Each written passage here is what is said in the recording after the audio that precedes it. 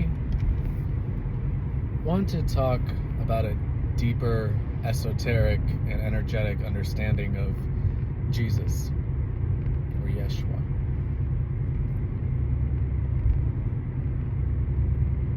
Time is not linear. Past, future, all of it's just different frequencies. And while we have the experience of experiencing it through as a linear fashion, the truth is it's all sort of folded on top of each other.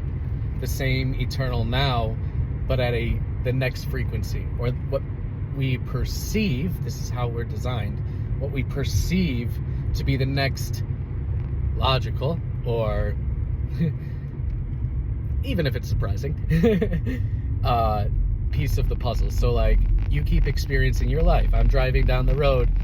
I have certain expectations about what comes next. I've driven this route a bunch of times. So I know it's always going to be very similar. The traffic may be different, the cars will be different, the people will be different, but it's all the same kind of scenery because it's what I truly expect, and the design lets it keep going in this, in a way that has continuity. All right. So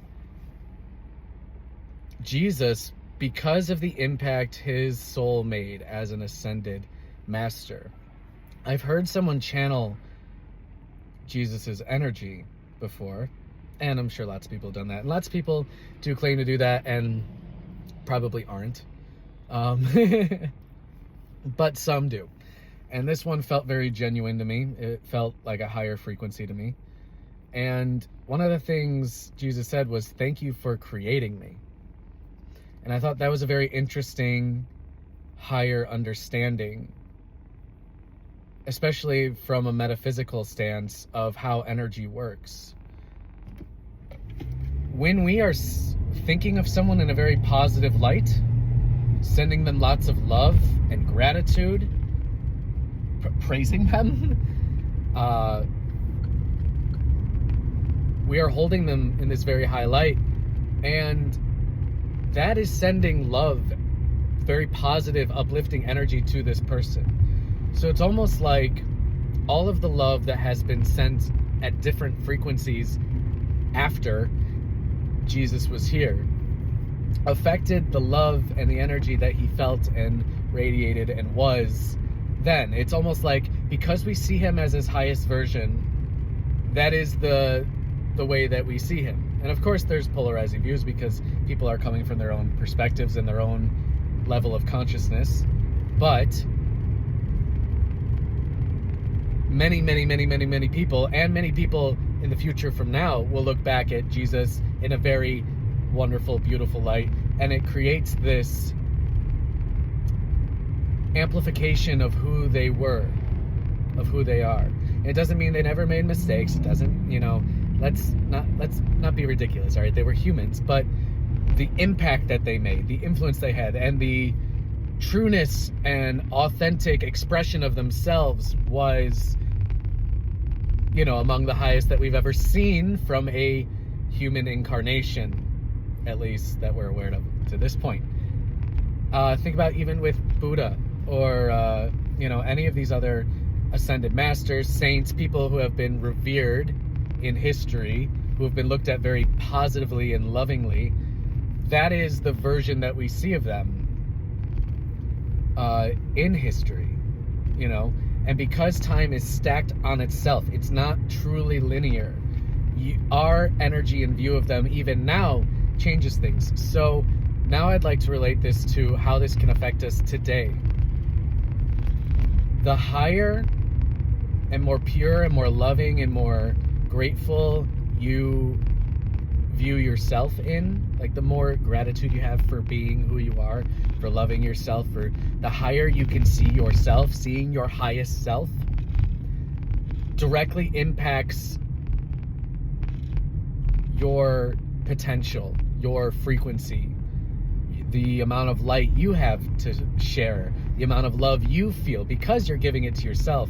This is a very powerful alchemical transformation within yourself by learning to love and see yourself from that much higher perspective in that higher light, even if it's not directly reflective of external appearance right now or anything like that, or even what you're doing in life or what you're surrounded by. If you could just see like, I see my potential. I know that I'm a limitless being in this world with great potential. And to understand that because everything's already stacked on its time, all these parallel realities, infinite parallel realities, and they're all stacked on top of each other, you can shift to them rather quickly as you shift your perspective and your vibration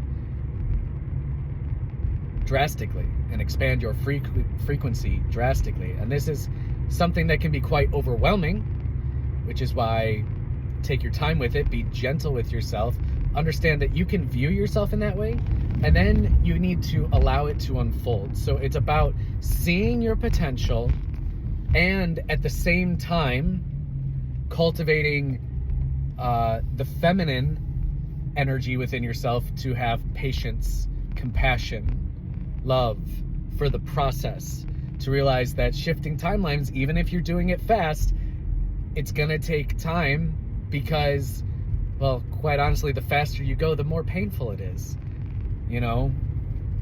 It's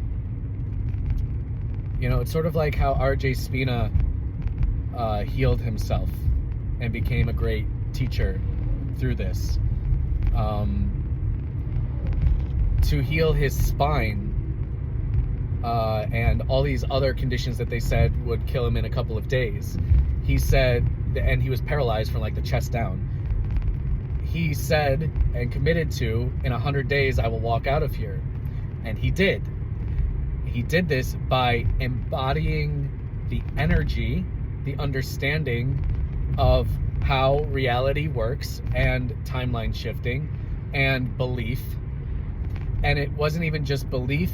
Like, not only did he believe that he could walk again, that he could heal this, but it became a knowing. He made it a knowing. He basically said, I will walk out of here, but even if I don't, I'm at peace with it. It's like, that's how much of a knowing it is. Like, it's just going to happen, right? The only reason it wouldn't happen is if there was something unforeseen that was for the highest good.